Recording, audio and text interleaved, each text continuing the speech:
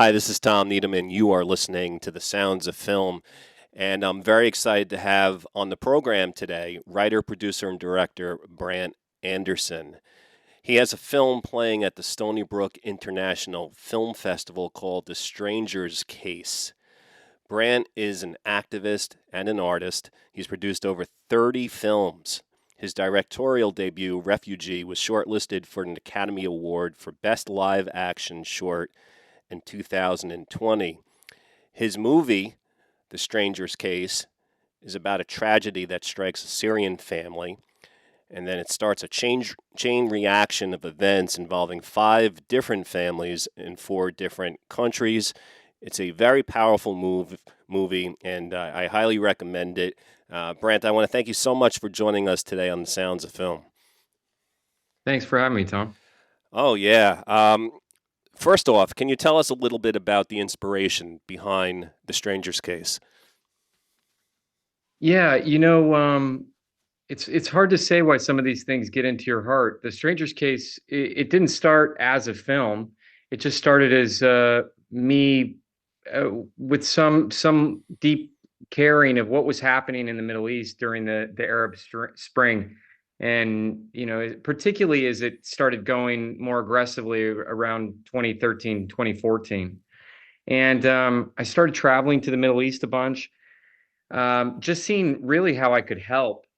Um, and I had I have a background in languages and also in search and rescue. And I just thought, as things were really kind of unfolding in the Middle East, that maybe there was something I could do just personally to kind of help out. And what really ended up what came from that after probably over 50 trips to the Middle East was this screenplay for The Stranger's Case. And so this is kind of like this is what came from that as a reaction. It wasn't what was originally intended, but it is kind of what just kind of purely came out of my heart from it.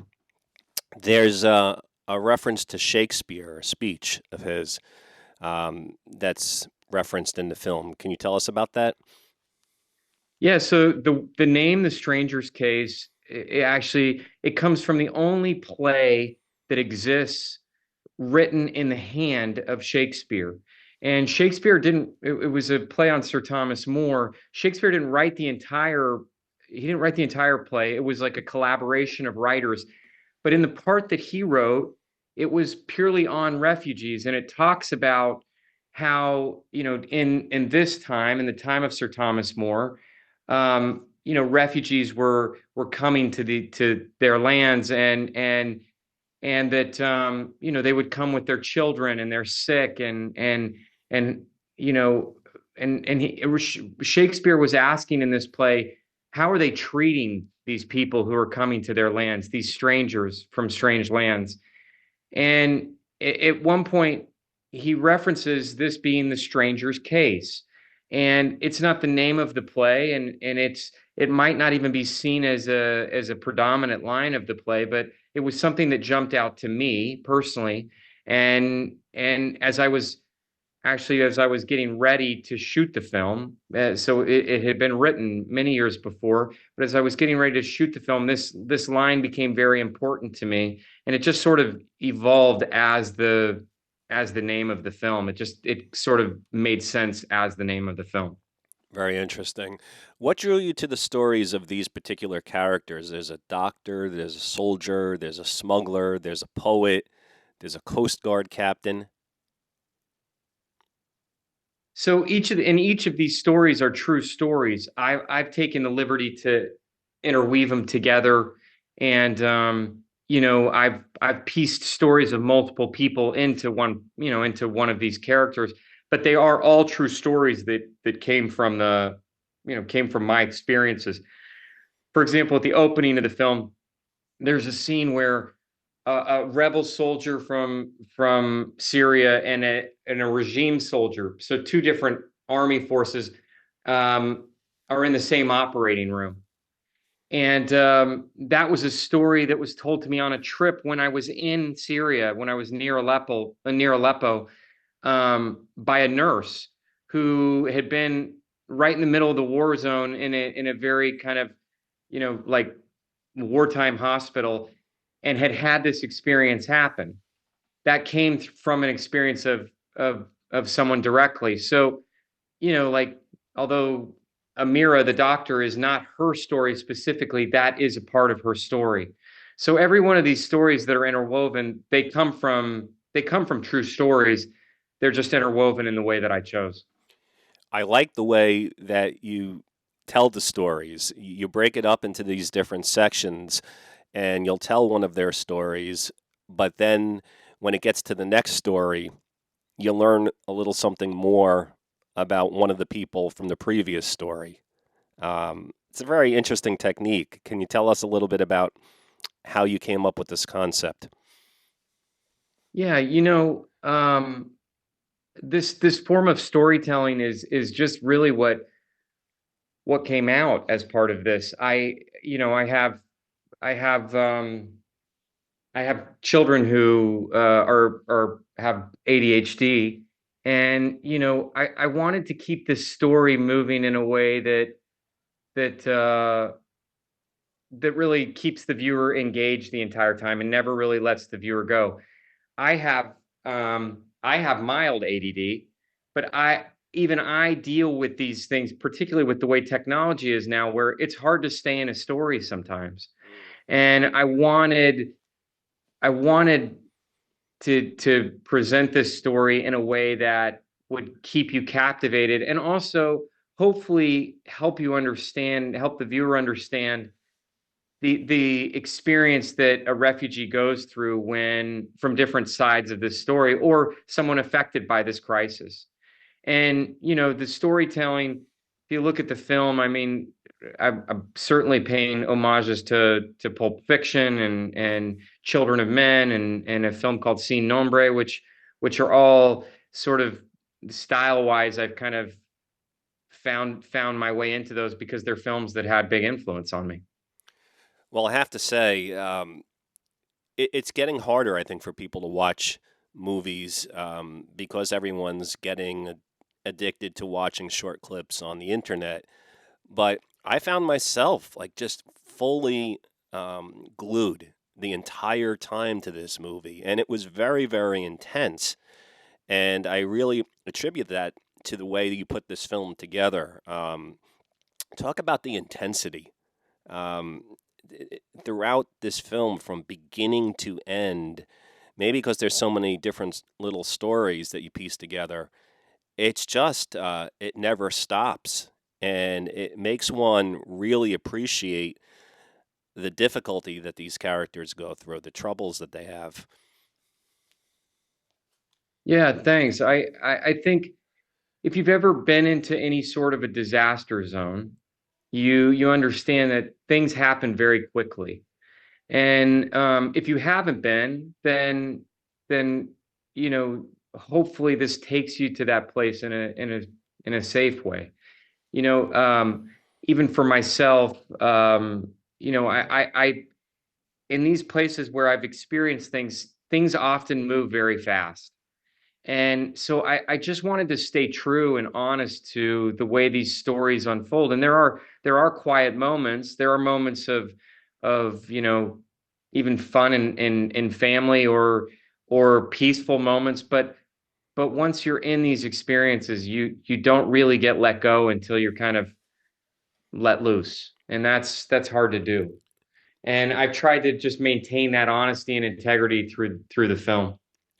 Another thing that I really enjoyed about this film is that sometimes when there is a film about a particular issue, it can feel preachy. But this film, I don't think feels like that at all. I feel like it's very humanistic. You really get involved with the characters, and you just really get a sense of what they're going through. And I assume that's what you were going for. But I think there's always a danger with a film when you're dealing with issues that it can feel preachy. And I was wondering, how did you avoid doing that? How did you just get to tell the story in a way that I think that probably people of all different political backgrounds. I think they're just going to enjoy this as a movie. Yeah, I know this. I know the issue of immigration is quite a polarizing issue politically right now, but I'm not a political figure. I'm not addressing it from a political standpoint. Just really, I just wanted to approach it from a human standpoint. And I'm also not trying to impose my will on anyone. I made the film for me, but at the point where I said, okay, the film's done, then it's everyone else's film at that point. And from my perspective as a filmmaker, really all I want to do is provide an opportunity for whatever feeling is important to you. I can't impose my feelings on you, and I don't want to artificially generate some feelings for you. That's not the point. For me as a storyteller, that's not the point. The point really is to help you as the viewer go to this world that maybe you've never experienced before. And once you're there, put you in a position where you can relate and experience the film in a way that you would relate and experience the event itself. But in a very safe manner. So if you feel something because you're a parent or because you're a child or because you're a brother, that's your feelings, and I've put you in the place to be able to feel that, but I can't generate those feelings. So this movie ultimately, I believe, is a love story, and it deals with how we feel towards those we love Mm. and how we want to protect them and take care of them, and how we also sometimes come up short to related to people, to our loved ones' expectations.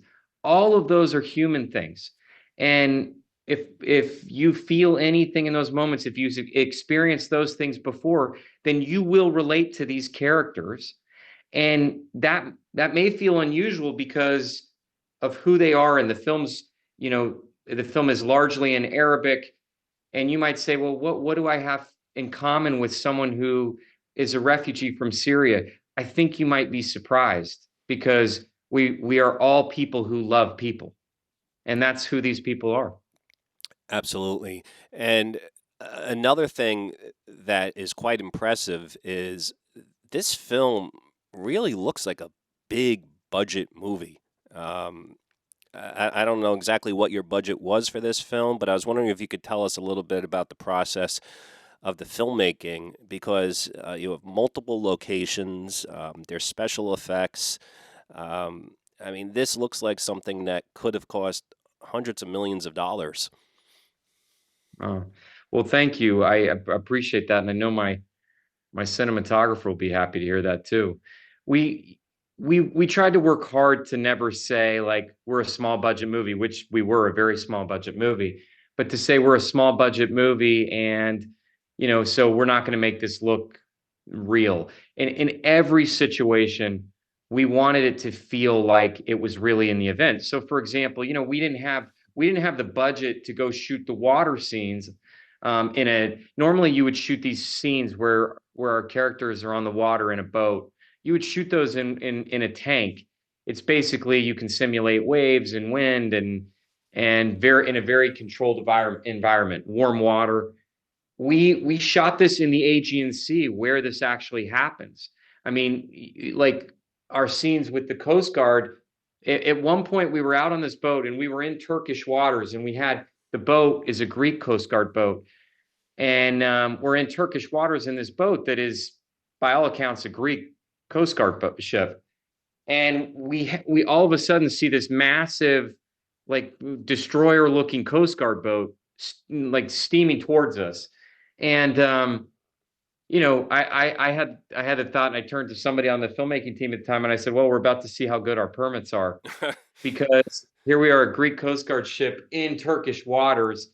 And when they radioed us, they said, Greek Coast Guard, you've come into Turkish waters, like state your purpose. And then our crew pulled out the permit and read who we actually were, and they backed off. But there was really this was set up in a way that was very, very real. And it was really it was the only way we could afford to do it. But in the end, I believe it's what also made it look like it's a much larger movie than it actually is. And it's funny because I think everyone has heard stories just in the news about people who leave a country by boat, by a tiny boat, and they'll hear about some tragedies. But for people that are not activists like yourself, that maybe don't follow it quite as closely as you do, I certainly myself never had a sense, like a real personal sense of the danger that's involved in just getting on that boat. The way you filmed it and the way it's all set up, you get this sense of like, this is it. People get onto this boat and they don't know if they're going to make it or not, but they still go. And it's that decision and that choice that really kind of, I think, hits the audience in such a meaningful way because one starts to really realize, wow, if they're willing to get on this boat in these conditions, they must really be driven to do that. Yeah, I mean, you really captured something here. Oh, thank you. Thank you very much. If all you really have to do is go to look over the ocean one night. Just go look over a lake late at night, even a large lake, any large body of water, and ask yourself, would I now put myself in a rubber boat and start paddling myself, you know, uh, as far as I can see and just straight out into the night?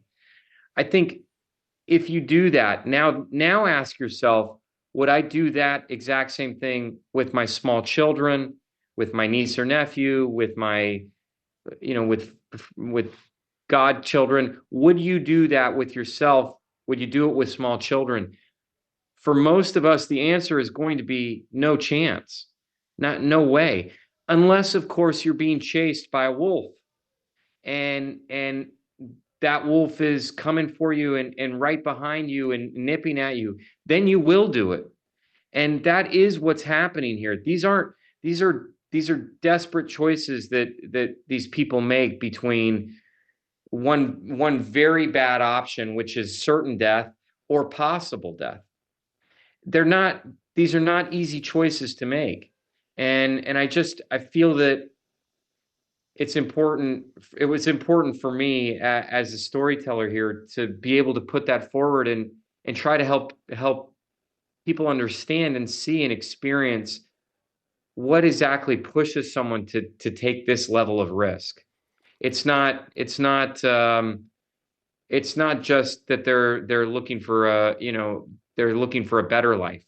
It's in many cases they really have no choice but to get on that boat.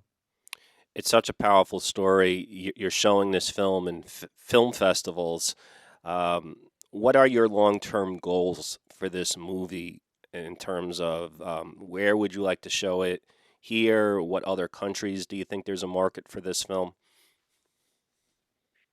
Yeah, interestingly, so the film debuted a few months ago and at the Berlin Film Festival, and I've been I've been traveling with the film to festivals since. The film does not have distribution yet, so my my probably unconventional, and I would never recommend this as a producer, but my unconventional approach to this has been, well, then if it doesn't have distribution, I will just tour with the movie like a new band. I'll show up wherever somebody wants to hear me.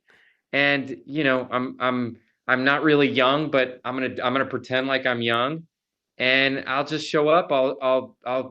I'll speak the word to whoever is there, and then move on to the next city, and try to have some influence. And that's what I've been doing. And fortunately, I've had some great friends who have traveled with me, but last I got back on Saturday from a trip where I'd started in London, then I went to Malta, then I went to multiple places in Italy, and I finished in Jordan. And along the way, the film also played in Menominee, Wisconsin, and in Seattle. So fortunately, the film, like we swept the awards through those festivals. So the film has been very well received by audiences and juries, film juries, and it's been just a very like from the standpoint to be able to see how people have reacted to the film from a very um, like I would say economically upper class in like Long Island, New Jersey, um, all the way to Arabs in the Middle East.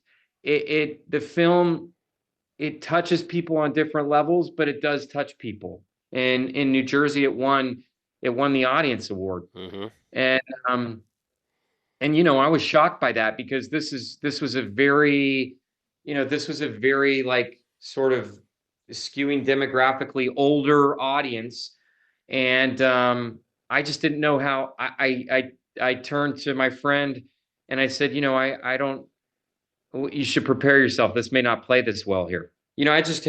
I had never experienced it with that kind of crowd, so I didn't know, and it was so well received because again, it's a human story, and I think I'm seeing people relate to that. I'm not surprised. And like I told you, I originally, I didn't know what to expect when I watched it. And now having seen the movie, I have a feeling that anyone who sees this is going to be very, very moved by it and find it to be just a great, great movie. I hope lots of people get to see it. And I'm kind of curious. Like, I'm sure you're getting fantastic reactions. You mentioned that you're winning awards and you're hearing from audiences all over the world that they like it. Um, why do you think this is not a film that distributors are just jumping immediately to sign up for? I think the reason is they don't.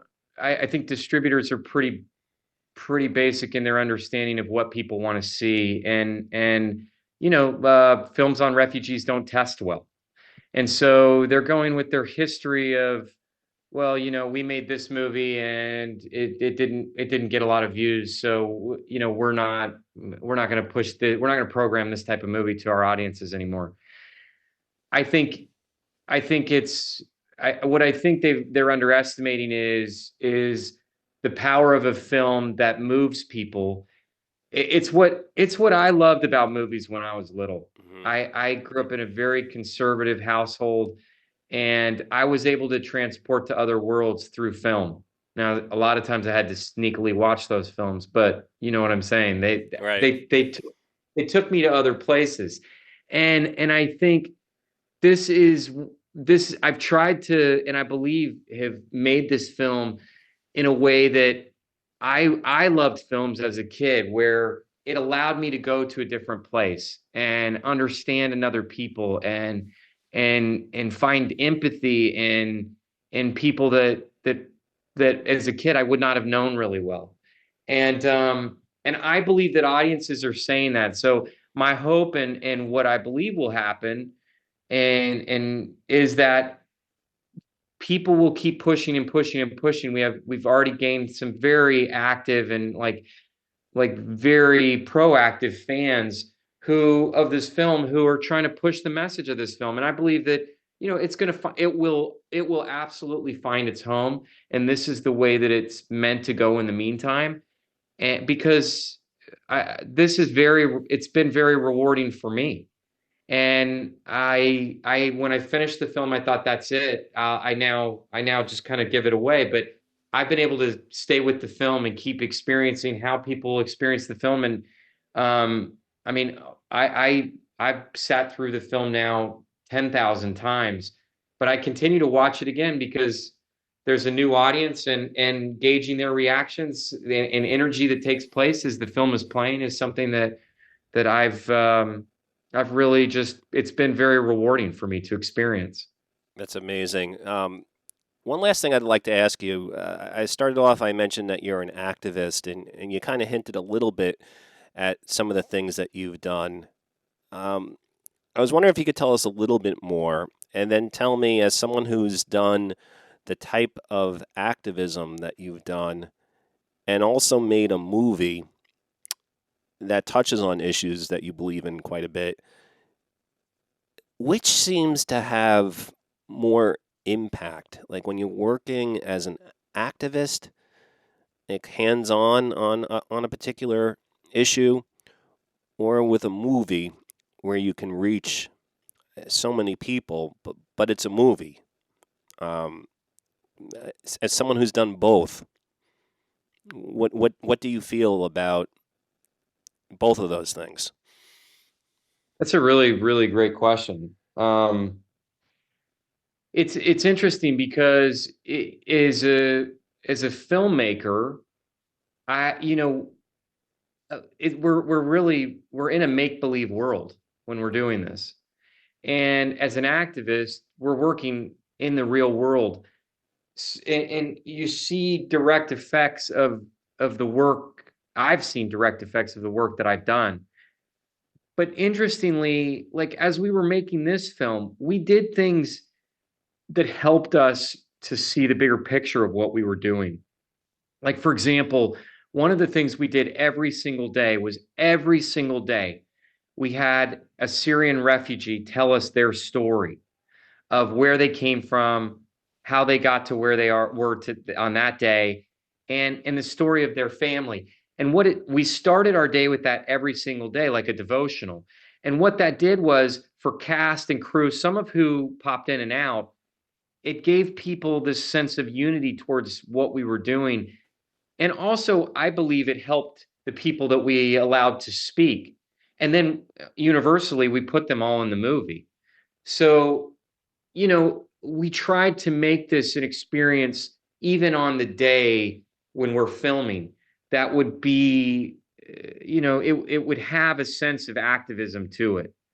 And we tried to to help some of these families as we were going to heal in the process.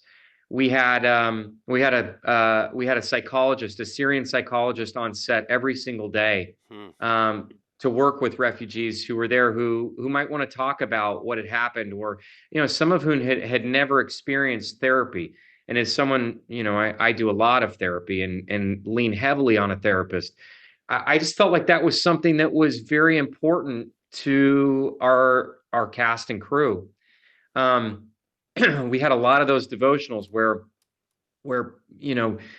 I could not contain my emotion, and after having that as the start of your day, and then spending 16 hours working, and then working on trying to create these stories, I felt more purpose in the things that I was doing. And so it took on the shape of some level of activism, but there really is, there's really no substitute for, for what you feel in your heart and following that. And in whether it's as an activist or as an artist, I'm trying very hard in my life to do that right now. And sometimes that makes sense, and sometimes it takes years for it to make sense. But either way, it's what feels right, and it's the place that I need to live in for my life in this moment. We've been speaking with Brandt Andersen, and we've been talking about his film, The Stranger's Case, which was a featured film at the Stony Brook International Film Festival. And Brandt, I'm sure a lot of our listeners right now are intrigued. Do you have a website or anything like that where people can go to learn more about your movie? Yeah, please go find us on at the Stranger's Case Movie on Instagram. Uh, at the Stranger's Case Movie. That is a place where we post stories. You can see our progress. You can comment, and we try to stay in very good touch with with our fans and the people who are trying to help promote the film. And if I can just say really quickly, I just want to recognize like Stony Brook and how excited I am to be with you all there, and especially Kent Marks, who early on very early on emailed me saying he had watched the film and he and several others had been very moved by the film. I greatly appreciate people that recognize the film before it started to rise in prominence, and he's one who did. And so I would just like to shout out the Stony Brook Film International Film Festival for having us, and really looking forward to being there. Well, Brandt, I want to thank you for coming on the Sounds of Film, and I wish you continued success with all of your work, but especially with The Stranger's Case. Thanks so much, Tom. Nice talking to you. Bye bye.